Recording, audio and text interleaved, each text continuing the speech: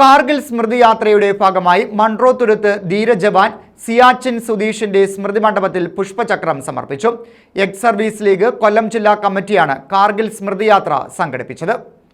Kargil Vijay Diwas silver jubilee ആചരണത്തിന്റെ ഭാഗമായാണ് Kerala state ex service league Kollam ജില്ലാ കമ്മിറ്റി യുദ്ധസ്മാരകങ്ങളിൽ പ്രണാമമർപ്പിച്ച് കാർഗിൽ സ്മൃതിയാത്ര നടത്തിയത്. കരുനാഗപ്പള്ളി വള്ളിക്കാവ് ധീരജവാൻ ശൗര്യചക്ര രാധാകൃഷ്ണന്റെ സ്മൃതി മണ്ഡപത്തിൽ നിന്നാണ് യാത്ര ആരംഭിച്ചത്. 11 മണിയോടെ സ്മൃതിയാത്ര മൺട്രോത്തുരുത്തിലെ ധീരജവാൻ സുധീഷിന്റെ സ്മൃതി മണ്ഡപത്തിലെത്തി.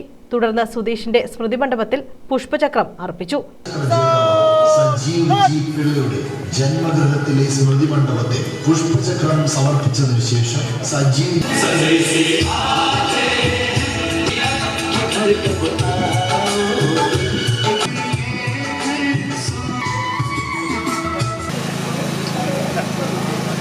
പാകിസ്ഥാന്റെ പട്ടാളവും വിദേശ സ്വദേശ വിഘടനവാദികളും ചേർന്ന് നുഴഞ്ഞു കയറിയ കാർഗിൽ മലകൾ, ആ മലകളിൽ നിന്നും അവരെ തുരത്താൻ നമ്മുടെ വീരജവാന്മാർ 527 പേരുടെ ജീവൻ ബലിയർപ്പിച്ച ഒരു ഐതിഹാസിക യുദ്ധം. ആ യുദ്ധത്തിൻ്റെ വിജയത്തിൻ്റെ അവസാന ദിവസം, അല്ലെങ്കിൽ അതിനെ സമാപ്തിയായിട്ട് വിജയം പ്രഖ്യാപിച്ച ജൂലൈ 26 കാർഗിൽ വിജയ ദിവസമായി സർക്കാർ പ്രഖ്യാപിച്ചു.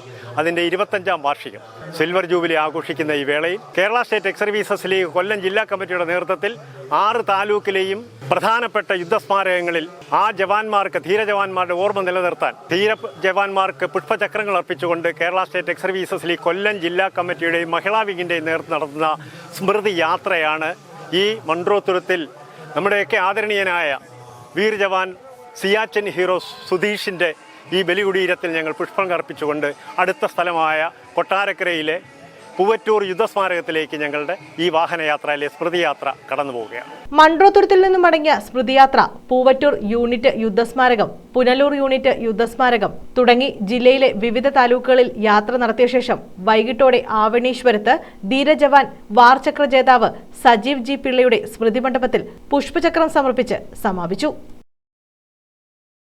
News bureau, Kundara.